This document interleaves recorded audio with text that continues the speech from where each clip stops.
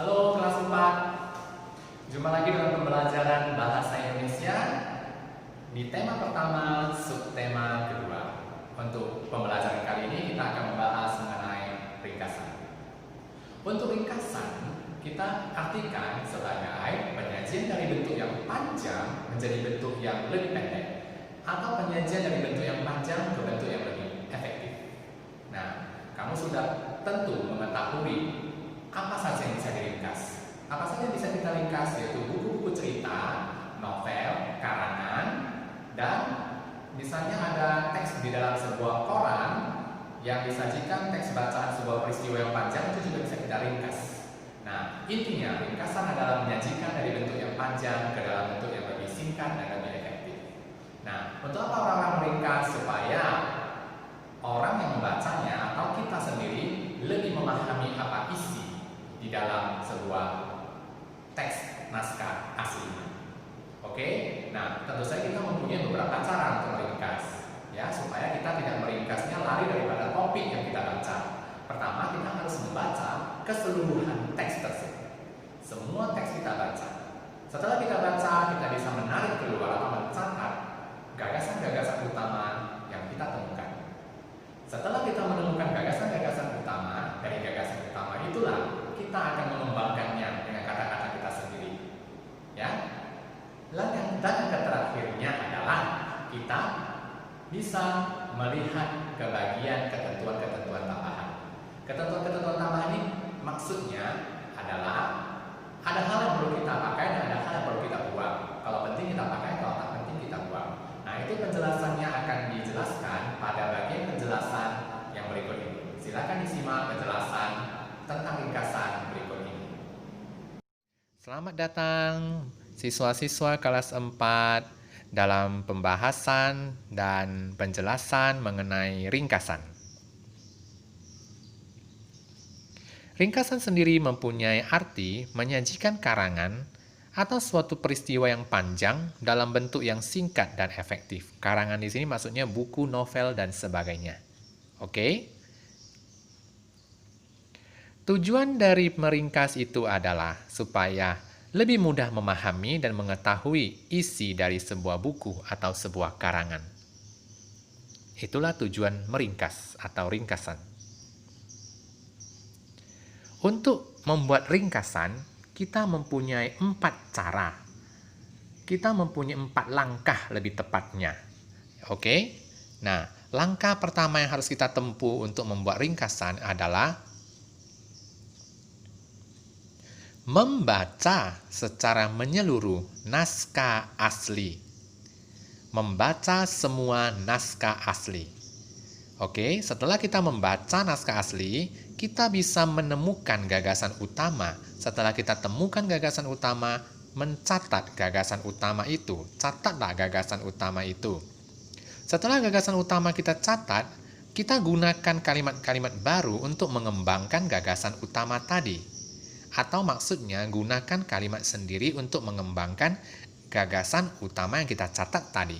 Ingat, dalam mengembangkan kalimat baru, jangan lari dari pembahasan dan jangan lari dari topik yang dibahas dalam naskah asli. Dan yang keempat, perhatikanlah ketentuan tambahan. Apa maksud ketentuan tambahan di sini? Maksudnya adalah, kalau dalam naskah asli banyak digunakan kalimat majemuk, ubahlah ke dalam bentuk kalimat tunggal supaya lebih ringkas.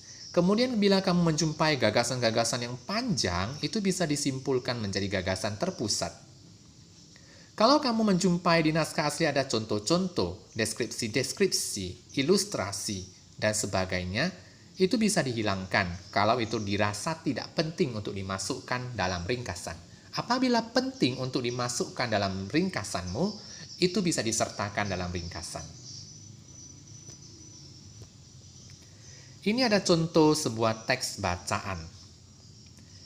Teks tersebut adalah batuk sebetulnya bukan penyakit refleks karena mengalami rangsangan udara yang berpolusi, asap pabrik, asap rokok, bau-bauan, gas yang merangsang atau kekurangan udara, dan sebagainya. Teks tersebut ada 2 paragraf panjangnya.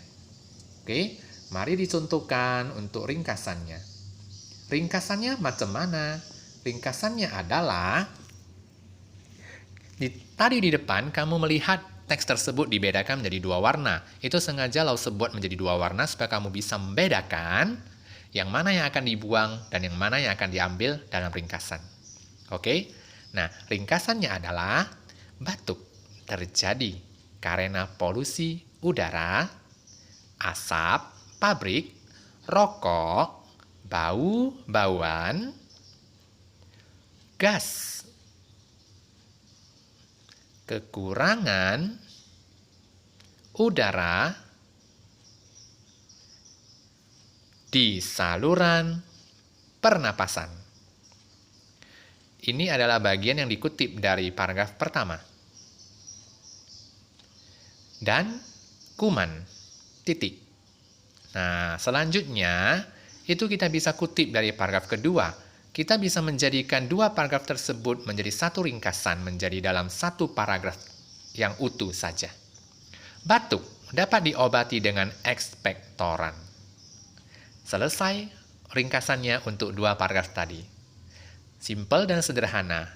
Oke, mari kita cek kembali ke teks bacaan tadi. Lihat, batuk sebetulnya bukan penyakit refleks, itu kita buang saja. Oke? Yang warna biru kita buang saja. Karena di sana adalah menyangkut penjelasan, contoh, definisi, dan sebagainya. Itu boleh kita buang. Yang kita ambil adalah yang teks berwarna hitam. Nah, teks yang berwarna hitam tadi Lause buatkan dalam ringkasan. Ya, batuk terjadi karena udara yang berpolusi, asap pabrik, ini dia. Asap pabrik, rokok, bau-bauan, gas yang merangsang atau kekurang udara, dan kuman-kuman. Itu kita ambil di dalam ringkasan kita. Ya, kita mulai dari batuk kita ambil. Nah, lalu kita langsung ke sini. Obat batuk atau batuk bisa diobati dengan obat jenis ekspektoran. Nah, ini kita gabung saja. Obat batuk yang dijual di pasaran bebas umumnya, obat batuk jenis ini disebut ekspektoran. Itu kita gabung saja menjadi ini. Batuk dapat diobati dengan ekspektoran. Itu kita gabung saja. Ya, karena ekspektoran ini dijual memang di pasaran umum. Oke, paham sampai sini? Kalau kamu paham sampai sini, kita akan bisa melakukan latihan untuk meringkas sebuah teks bacaan.